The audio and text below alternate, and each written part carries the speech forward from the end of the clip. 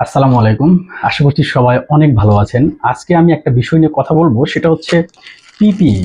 পিপির মধ্যে আরো অনেক কিছু থাকে, যেমন ফেস মাস্ক থাকে, আই শিল্ড বা ফেস শিল্ড থাকে, হ্যান্ড গ্লোভস থাকে, শু কভার থাকে, হেড কভার থাকে, দেন এরকমটা থাকে। তো এটা হচ্ছে ডিসপোজেবল পিপিই। তো ডিসপোজেবল কেন বলছি, কারণ হচ্ছে এটা ওয়ান টাইম ইউজ। আপনি এটা ইউজ করার পরে এটাকে ফেলে দিতে হবে। মলিকুলার বা পিসিআর ল্যাবরেটরি বা মাইক্রোবায়োলজিক্যাল ল্যাবরেটরিতে যারা কাজ করে তারা মূলত এই পিপিটা ইউজ করে।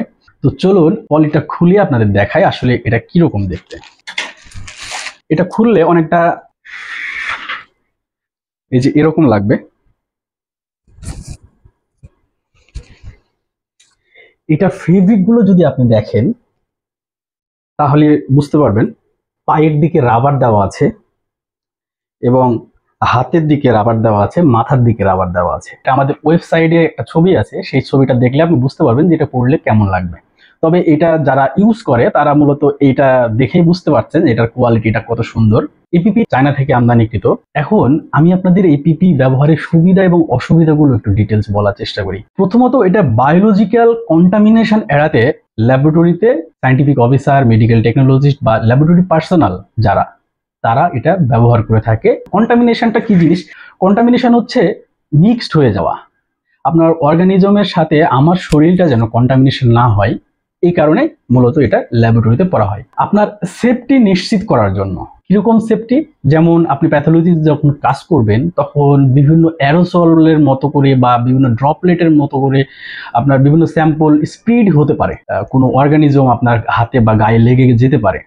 তো সেই জায়গা থেকে সেফটি নিশ্চিত করার জন্য এটা ব্যবহার করা হয়। স্যাম্পল ইন্টিগ্রিটিটা বজায় থাকে। স্ট্যান্ডার্ড ল্যাবরেটরি প্রোটোকল যদি আপনি মানতে চান তাহলে এই পিপিটা ইউজ করা বাধ্যতামূলক, যাকে বলে জিএলপি, গুড ল্যাবরেটরি প্র্যাকটিস। এটা যদি করতে হয় তাহলে আপনাকে পিসিআর, মলিকুলার ল্যাব এবং মাইক্রোবায়োলজিক্যাল ল্যাবে যখন আপনি কাজ করবেন তখন আপনাকে এই পিপিইটা ব্যবহার করতে হবে। কেমিক্যাল এক্সপোজার থেকেও আপনি এটা সুরক্ষা পেতে পারেন। কথাই যদি আমি বলতে চাই তাহলে কি কি সুবিধা পাচ্ছেন এখানে? এক নম্বর হলো বায়োলজিক্যাল কন্টামিনেশন এড়াতে ব্যবহার করা হয়। দুই নম্বর হলো ল্যাবে সেফটি পারপাসে ব্যবহার করা হয়। তিন নম্বর হচ্ছে স্যাম্পল ইন্টিগ্রিটিটা বজায় থাকে। চার নম্বর হচ্ছে স্ট্যান্ডার্ড ল্যাব প্রোটোকল বা যাকে বলে গুড ল্যাবরেটরি প্র্যাকটিস, এটা একটু ঠিক থাকে। আর পাঁচ নম্বর হচ্ছে কেমিক্যাল এক্সপোজার থেকে আপনি সেফ থাকতে পারবেন। এবার এটা ব্যবহারের কিছু অসুবিধাও আছে। এই অসুবিধাগুলো হচ্ছে এরকম: এটা একটু টাকা দিয়ে কিনতে হবে, সো এটা একটু কস্টলি। এটার প্রাইস আমাদের ওয়েবসাইটে গেলে আপনি পেয়ে যাবেন। তারপরে হচ্ছে এটা গায়ে দেওয়ার পরে আপনি আপনার যে কলিগ থাকবে তাদের সাথে প্রপার কমিউনিকেশন করতে একটু হেজিটেট ফিল হয়, কারণ নাক মুখ ঢাকা থাকে, কোনো কিছু প্রয়োজন হয় তাহলে একটু জোরে বলতে হবে। আবার এটা ব্যবহার করার জন্য এটা পরার নিয়ম এবং এটা খোলার নিয়মটাও আপনাকে জানতে হবে।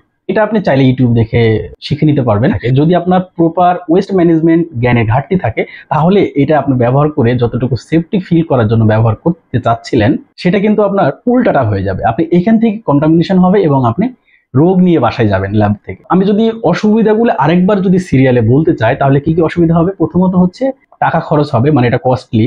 দুই নম্বর হচ্ছে এটা গায়ে দিয়ে আপনি আপনার কলিগদের সাথে কমিউনিকেশন ঠিক মতো করতে পারবেন না। তিন নম্বর হচ্ছে দীর্ঘক্ষণ পরে থাকলে শরীরের মধ্যে একটু চুলকানি হতে পারে বা শরীর ঘেমে যেতে পারে। লাস্ট হচ্ছে ওয়েস্ট ম্যানেজমেন্ট আপনাকে জানতে হবে। আশা করি আপনি বুঝতে পেরেছেন যে এই পিপিটা আপনার প্রয়োজন কি প্রয়োজন না। যদি প্রয়োজন মনে করেন তাহলে নিচে দেওয়া লিঙ্কে অবশ্যই ক্লিক করে অর্ডার করতে পারেন, অথবা আমাদের স্ক্রিনে দেওয়া নম্বরে ফোন দিয়ে অর্ডার করতে পারেন। আপনার স্বাস্থ্য সচেতনতায় খান বায়োটেক থাকবে সবসময় আপনার পাশে।